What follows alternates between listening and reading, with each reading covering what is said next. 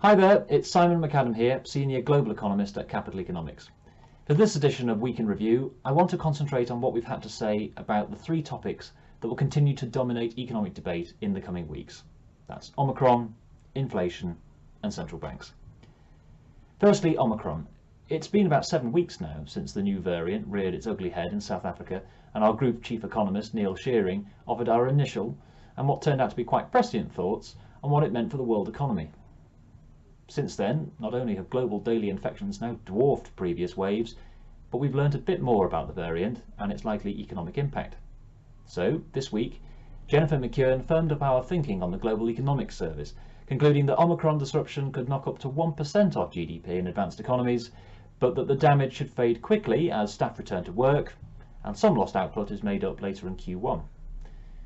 Another point that Jennifer made was that Omicron disruption will exacerbate supply shortages, and hence contribute to keeping inflation higher for longer. I updated our proprietary G7 shortages indicators this week, which are accessible on our CE interactive data platform, and they showed that while there were some early signs of improvement at the tail end of last year, shortages remained acute in the run-up to Omicron. And now, as we had warned, we're starting to get media reports of increasing virus-related congestion and delays at major Chinese ports. Our China team have pointed out that the situation is only likely to worsen in the near term, with virus cases popping up in more Chinese port cities in recent days, and the authorities resolutely committed to their zero COVID containment strategy. Meanwhile, in advanced economies themselves, staff absenteeism due to COVID isolation will exacerbate labour shortages, which were already intense and stoking wage pressures.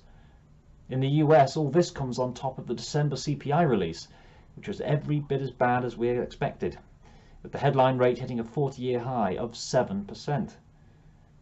In our view, Omicron has made central banks more rather than less likely to tighten policy this year. Accordingly, we've made some forecast changes.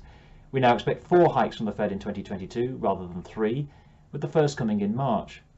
And we no longer expect the ECB to continue making net asset purchases beyond this year, which will set the stage for its interest rate liftoff in 2023 rather than in 2024 as we had expected previously. Francisco Palmas revised up our bond yield forecasts on our global market service and argued that the 10-year yield in the US will rise further than those in other developed markets. I'd like to finish by highlighting that we've gathered together all our key calls for 2022 from across our services on our dedicated World in 2022 page on our website.